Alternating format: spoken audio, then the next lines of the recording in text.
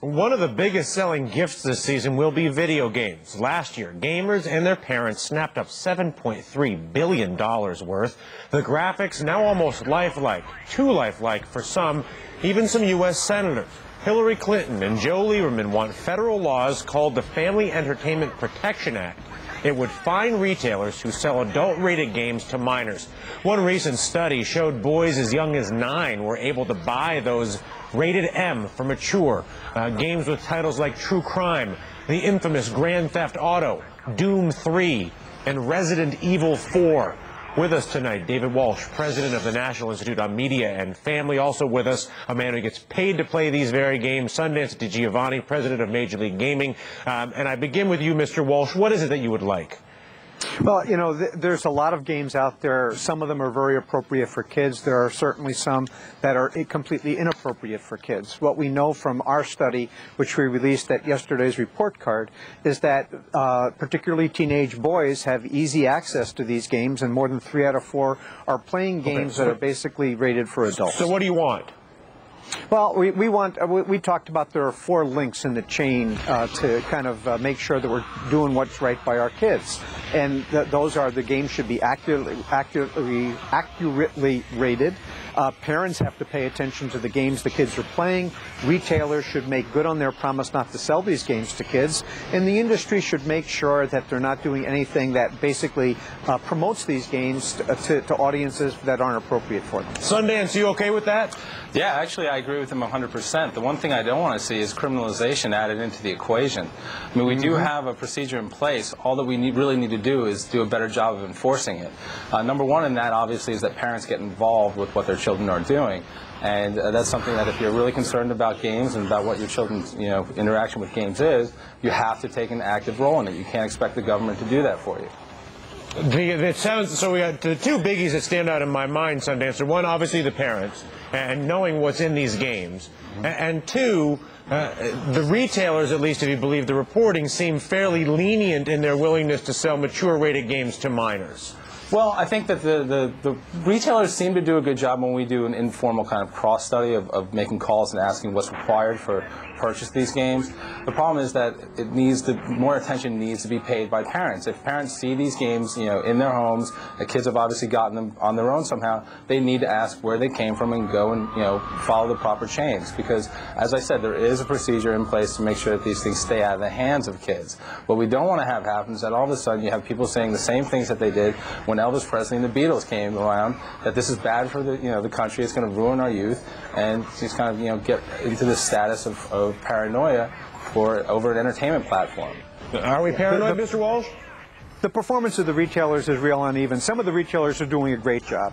Other retailers aren't doing a good job. In fact, one of the disappointments is that the retailers were doing a better job a year ago. So the retailers can certainly do a better job. I think that the issue about somehow paranoia doesn't make any sense, because what we know from a growing body of research is that visual electronic media influences kids, and that's not new. That's been true for the video game industry can't tout the positive effects of games and then turn around and say, well, the effects on the negative side of the column, that doesn't have any effect at all. We need to be. You can't have it both ways. And, we're not saying that these games are bad for all people. We're just saying they're not appropriate for kids. Mr. Walsh, are there specific games that you believe need stricter regulation or stricter monitoring, I guess is probably a better word? Well, when you look at some of the content of the games that we reviewed yesterday, I think even journalists themselves couldn't believe it. Games that promote that promote gang violence, that glorify gang violence, I know the cannibalism, things like that. I know the content. I'm curious what the actual game titles are. Oh, well, you named some of them, but even a game like Blitz. The football game. People often think that that's like a John Madden football game. It's not. It's not sanctioned by the NFL for the reason that in that particular game you can hire prostitutes, you can do drug deals. A game like Fear, F-E-A-R, all capital letters. Those are games that that really don't belong in the holiday stockings of kids. They're if adults choose to play those games, that's one thing, but they certainly don't belong in the hands of kids. Do parents have a responsibility to watch what their kids watch? Absolutely. Did you see this list of games, Sundance? I don't know if we can get it back up. Yeah, Do you agree that the games that are being highlighted anyway are the ones that, at the very least, warrant the most monitoring as to who plays them? Definitely think that I agree with creating a list and letting parents out there know. My fear is that this is the only source of information that parents have. And now to clarify, the reason that Bliss doesn't have an NFL license is because EA bought out that exclusive license. If EA hadn't paid a lot of money for it, Bliss would have had no problem securing that license. I doubt very much that the NFL would sanction a game and put their name on it. It never would have gotten to the point where you could hire prostitutes if EA had not purchased that license. Now, the thing about the list is that it's fine to create a list, just as long as that isn't the only source of information for parents.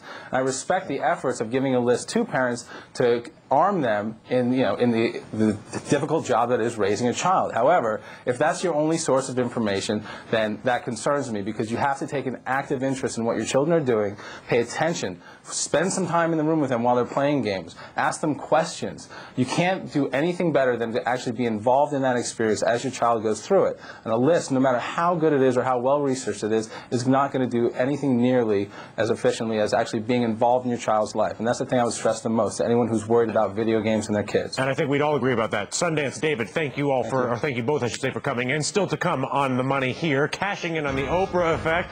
Is there anything that this woman cannot sell? Also coming up.